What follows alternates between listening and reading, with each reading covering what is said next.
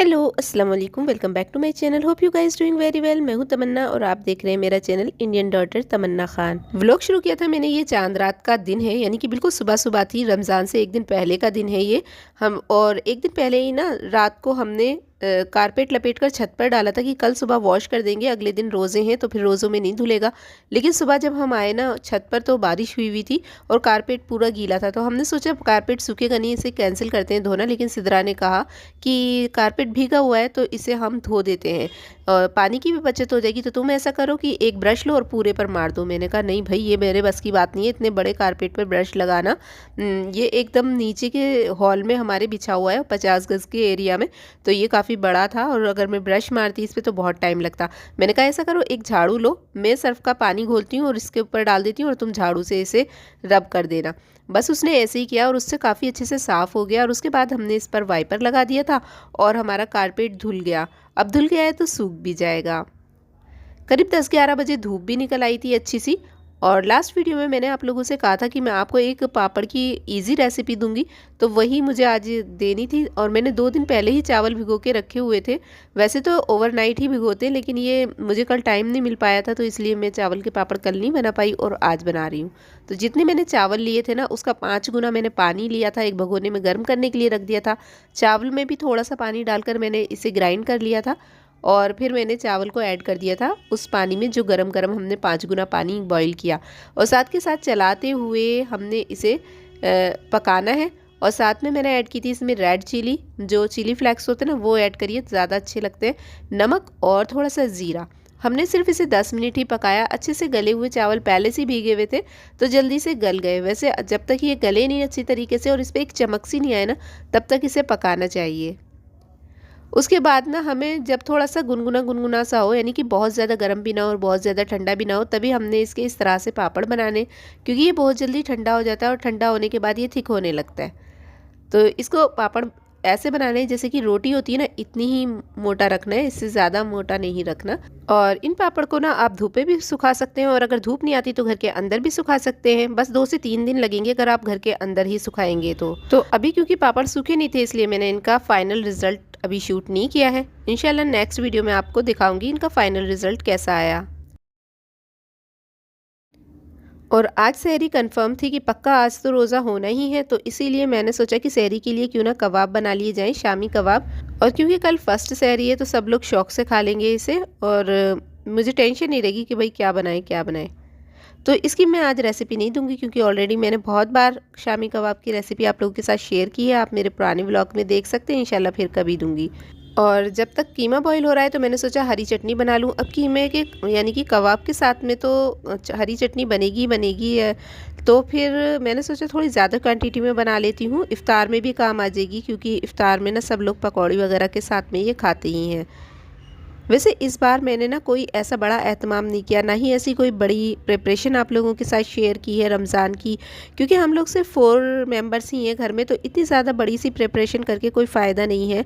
घर में इतना काम तो हो ही जाता है, तो बेकार में स्टोर कर कर रख के ज़्यादा चीज़ों को रखा जाए। इस चीज़ को लेकर मेरी काफ़ी सोच आजकल बदलती जा रही है। मुझे ऐसा लगता है कि अगर हम कुछ ज़्यादा ही बड़ी बड़ी प्रिपरेशंस दिखाएंगे एज ए यूट्यूबर, तो जो लोग हमारी वीडियोस को देख रहे हैं वो ज़्यादातर मिडिल क्लास से बिलोंग करते हैं और उन लोगों को मान लो कोई ऐसी प्रॉब्लम हो कि वो ये सारी तैयारियां ना कर सकें, रमज़ान प्रिपरेशन ना कर सकें, और किसी एक के दिल में भी मायूसी पैदा हो देख करके, या ये ख्याल आए कि काश हम भी ऐसा कर सकते, तो वो चीज़ ना मुझे बहुत दुख देगी, मुझे बिल्कुल भी अच्छा नहीं लगेगा। और इसीलिए मैंने आप लोगों के साथ में कोई बहुत बड़ी सी ग्रॉसरी शॉपिंग भी शेयर नहीं की, क्योंकि जिन चीज़ों की ज़रूरत हो बस वही चीज़ लीजिए। रमज़ान के महीने का सोच करके हम अपना जो ग्रॉसरी स्टॉक होता है वो बहुत ज़्यादा फिल कर लेते हैं, यानी कि हम डबल ट्रिपल ग्रॉसरी बाय कर लेते हैं और इतना कंजप्शन होता नहीं है। तो आप सबसे पहले ये देखिए कि आपकी किन चीज़ों का कंजप्शन ज़्यादा है, तो उन चीज़ों को थोड़ा ज़्यादा बाय कर लीजिए और जिनका कम है उनको कम ही क्वान्टिटी में रखिए। जैसे कि मैंने इस महीने में दालों की जो ग्रॉसरी है वो बहुत कम की थी, क्योंकि दालें जो है ना रमज़ान के महीने में बहुत कम खाई जाती हैं हमारे घर में। लेकिन चने की दाल जो हर महीने थोड़ी कम क्वांटिटी में आती है, लेकिन मैंने इस महीने थोड़ी ज़्यादा क्वांटिटी में मंगाई है क्योंकि कबाब वगैरह बनाएंगे तो उसमें उसका यूज़ होगा। तो और कभी हम बॉईल करके उसकी चाट भी बना लेते हैं।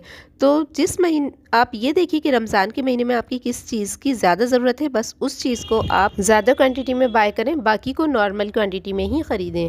हाँ, थोड़ा-सा चिकन भी मैंने मैरिनेट करके रखा है। ये सिर्फ़ 2 केजी चिकन मैंने मँगाया था, जिसमें से मैंने थोड़ा-सा बोनलेस चिकन अलग पैकेट बना के रख दिया है।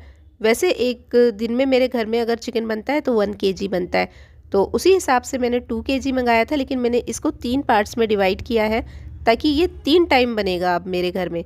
बस इतना ही मैं इसका स्टोर करके रखूँगी, इससे ज़्यादा नहीं, क्योंकि हमारे एरिया में ईज़िली फ्रेश चिकन मिल जाता है, तो ज़्यादा चिकन मंगा करके और उसको स्टोर करके खामा-खा बासी करने की क्या ज़रूरत है। लेकिन ये थोड़ा-सा चिकन मैंने इसीलिए मैरिनेट कर लिया है कि अचानक से कभी कोई गेस्ट आ जाता है या फिर कभी रमज़ान में किसी दिन हिम्मत नहीं हो रही होती है कुछ करने की, तो उस दिन आसानी से निकालिए और बना लीजिए। मैरिनेशन में मैंने बेसिक से मसाले यूज़ किए हैं ताकि मैं इनकी फिर अपनी जो भी रेसिपी बनाना चाहूँ वो बना लूँ। अगर कौरमा बनाना चाहूँ तो कौरमा बना लूँ, चिकन अचारी बनाना चाहूँ तो वो बना लूँ, या कोई और रेसिपी रेडी करना चाहूँ निहारी वगैरह की तो वो बन जाए।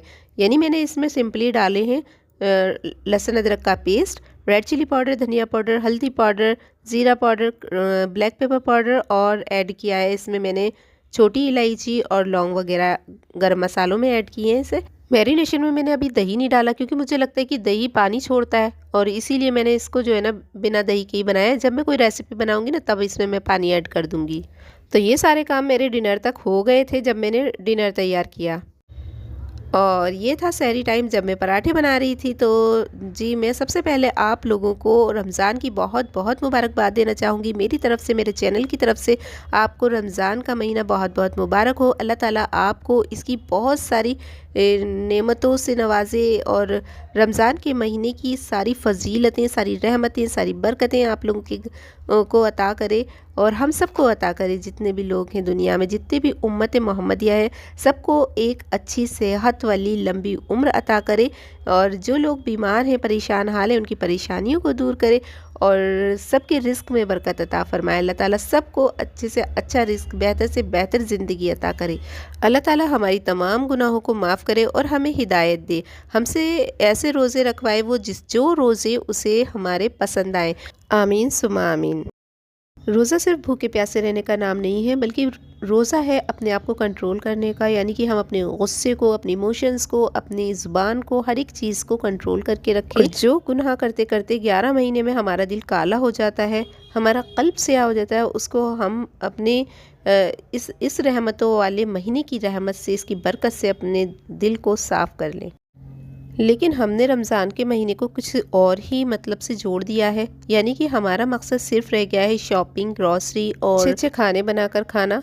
मैं ये नहीं कह रही हूँ, अगर अल्लाह ताला ने आपको नवाजा है, दिया है, तो आप अच्छे से अच्छा खाइए पीजिए, और हमें तैयारी करनी भी चाहिए रमज़ान की। ऐसा नहीं है कि हमें रमज़ान की तैयारी नहीं करनी चाहिए।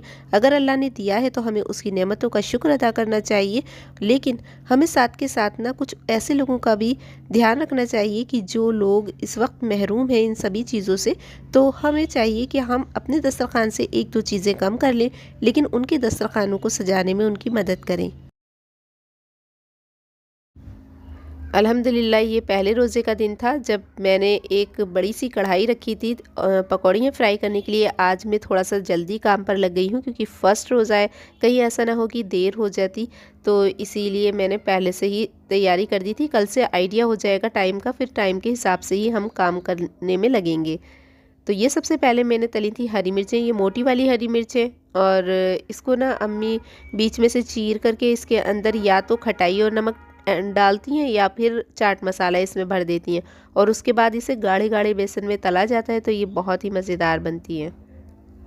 उसके बाद ये भाई जो ये ऑथेंटिक पकौड़ियाँ होती हैं हमारी, गोल गोल गोल आलू कट करके बनाई जाती हैं, ये तो ज़रूर ही होती है। मेरे घर के दस्तरखान में 2 चीज़ें कंपलसरी होती हैं, एक ये पकौड़ियाँ और दूसरा होता है ये जो कचरियाँ हैं। कहने के लिए मेरे घर में कोई भी बच्चा नहीं है, लेकिन हम सब बच्चों से कम नहीं है, खूब हम लोग ना कचरियाँ खाना पसंद करते हैं। तो बस यही छोटी सी आज हमने तैयारी की थी अपनी इफ्तार की। मैंने सोचा था कि मैं और भी बहुत कुछ चाहती तो बना करके आप लोगों को दिखा सकती थी, कोई अच्छे से समोसे, स्प्रिंग रोल्स और दूसरे बहुत सारे आइटम्स मुझे बनाने आते हैं। मेरे माइंड में बहुत आइडियाज़ आ रहे थे, बट मेरी वो अप्रोच नहीं है। जो मैं बना रही हूँ, जो मैं कर रही हूँ नॉर्मली, तो मैं आपको वही दिखाना चाहती हूँ। आई होप आपको अच्छा लगा होगा। कुछ भी वीडियो में अच्छा लगा है तो वीडियो को लाइक करें। मिलते हैं फिर नेक्स्ट वीडियो में, तब तक के लिए अल्लाह हाफिज़।